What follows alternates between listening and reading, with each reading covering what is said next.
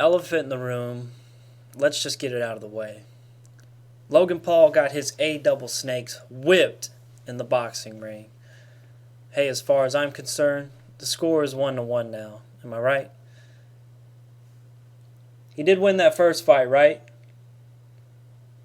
Yeah, I really don't follow this stuff, to be honest.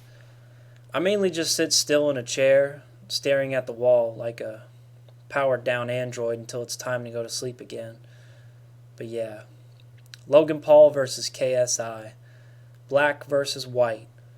The classic battle of the races. But this time around, we had to take the L. Slavery? Y'all had to take that one, so don't get too cocky. It goes back and forth, but it's all in good fun. Because the fact is, someday black people and white people are going to have to team up to take on the bigger threat to humanity. By that I mean, I'm talking about aliens, of course. Yeah, aliens. Haven't you ever seen Independence Day? Will Smith and Mark David Chapman team up and use a 90s computer to take down this alien mothership with floppy disks. They just be typing in ping, ! RuneScape.com. Then they can play RuneScape.com at school without getting blocked. They're just being master hackers, and they're typing on one keyboard at the same time like it's NCIS or something, It's classic. Just enhance. Enhance again. Enhance. Enhance again. Then it just zooms in on my house and catches me with my pants around my ankles on that R34 homepage, searching up some Judy Hopps. Hey, we got him. This guy's a ghost. No Facebook, no girlfriend, no driver's license. But we got him. Incel alert! Incel alert! FBI, open up! But yeah, that actually happened to me. Well, anyway, the real life version, it'll be Logan Paul and KSI teaming up. Then there's like a part in the movie, the Life movie, where Logan Paul and KSI are fighting the aliens together. Then Logan turns to KSI, says to him, "Man, I never thought I'd die fighting side by side with a..." Then he says the N-word. And then KSI says, "How about fighting side by side with a friend?" Then they do that cool handshake thing, but Logan messes it up because he's white. And KSI just says, "Man, you crazy." And then they're flying the spaceship and stuff, and Logan Paul starts fiddling around with the radio, and KSI says, "Hey, never touch a black man radio." Man, that'd be so freaking cool. Why can't I just control everything that happens in the world so I can make funny stuff happen like in the movies? Anyway, Team 10. Good old Team 10. I'm still a part of it, by the way. Roster's getting a little thin these days. It's basically just me around here now. Even the Paul brother dad left.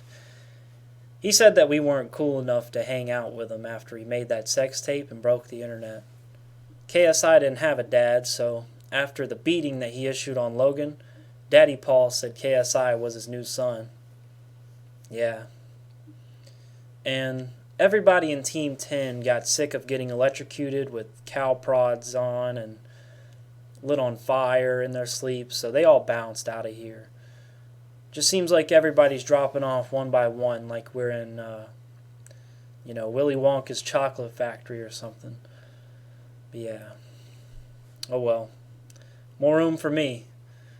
I love getting electrocuted, When Jake Paul sodomized me with the cow prod as a prank, it was the greatest thrill of my life. Oompa loompa doopity doo. I took a cow prod in the place that I poo. Yeah. The whole time I was hoping that there would be an everlasting gobstopper at the end of this, but I successfully became the last man standing. The only reward that I got was, another cow prod up my poop chute. I mean, I don't know. I love it. I just never feel more alive than when I'm being physically tormented by an internet celebrity who I stan. It's like there's this void in me where the love and respect of my peers and family should be, but instead it's filled with a one-sided admiration for a stranger on the internet. And I guess it's why they call them influencers. They influence me and sodomize me, and I love it. I give them all my money even though they're millionaires and I work at the grocery store. That's just classic me. I always do stuff like that. Sometimes I think I stan the wrong celebrity, though, because I usually just follow what I see other people doing. I was at a One Direction concert, and I took off my dirty underwear and threw them at Harry Styles, and everyone in the audience just looked at me like I was crazy. I mean, this was only 2 weeks ago. I think it's because that I was the only guy there, the only grown man there, stripping down to his skid-marked tighty-whities and throwing them at teenage boy bands. Yeah, I just do stuff like that. I'm just classic like that. This time around is different, though, because my internet heroes actually love me this time. The Paul brothers actually said that I was a part of the family. I mean, if they didn't love me, they wouldn't care enough to torture me every day. That's how I look at it. If my internet celebrity didn't love me, then why did he read my $2,000 super chat live on the air, huh? Checkmate, atheists.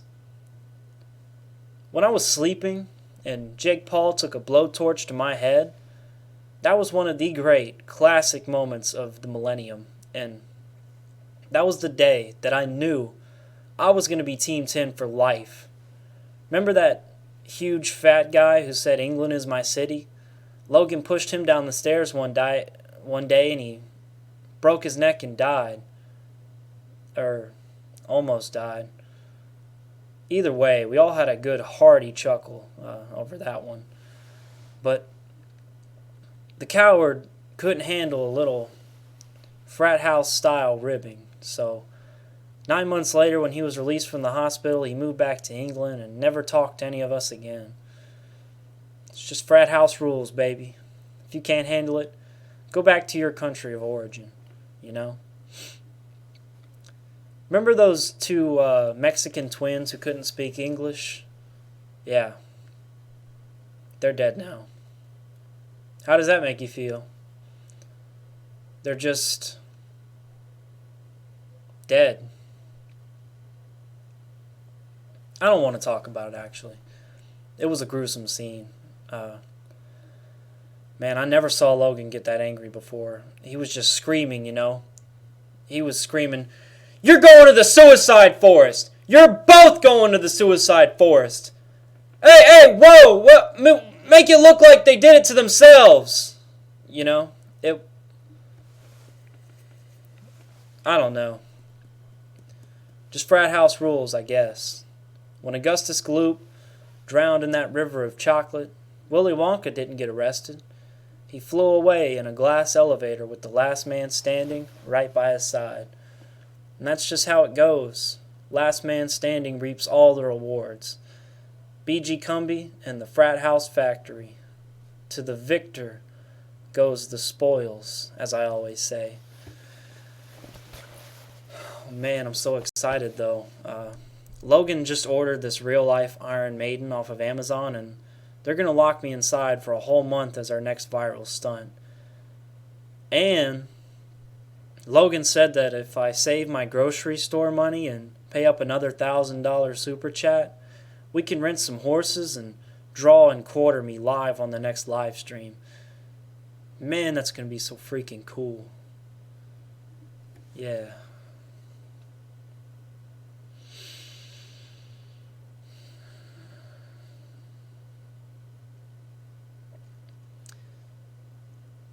Is any of what I'm even saying true, though? I always get my daydreams mixed up with reality. I don't know. This might just be a fantasy that I had. I'm not sure if I'm actually in Team 10. Well, I still got $3,000 left from the million that my great-grandparents left me in their will. I've been slowly giving it all away to influencers over the past 2 years. Yeah, I'll just send Jake a super chat and ask him. I hope $3,000 is enough for him to read my username on the air and say that I'm a good fan. Man, that'd be so freaking litty if he did that. But, yeah. I am a part of Team 10, I think. Maybe, I don't know. Logan Paul lost the race war, but black people and white people will be teaming up one day to fight aliens together, so it's all litty. It's lit. And that's the story, folks. The whole story. So, yeah. Tune in next week to see what crazy thing I come up with next. You never know what's going to happen on the BG Kumbi show. I come on here every week. I say my piece. I make my $100 to $200 a month. I cash out. Give all my money to an internet celebrity who would have bullied me in high school. I do this for 60 to 70 more years, then the whole thing is over.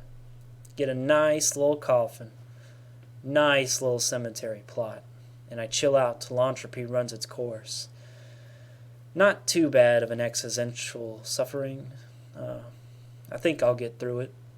One day at a time, you know. Oompa loompa doopity doo. That's all. Donate to my Patreon. Hit that subscribe button, or your mom will die in her sleep. Follow me on Twitter and Instagram at realbgkumbi, or your dog will get cancer in his sleep. Shout out to all my patrons: Dominic Zamboni, Donovan Augustine, Zachary Podanaic, Generic Brand, Ryan Haig, Stefan, Rarity Advocate, San, Nira, Gabe Shearmeister, Spectre Luna, Jozo Avarovich, and A. James Burns. Consider donating the small sum of $3,000 to me on Patreon, and I might just say your name at the end of my videos too. Now that's all. Goodbye, everybody.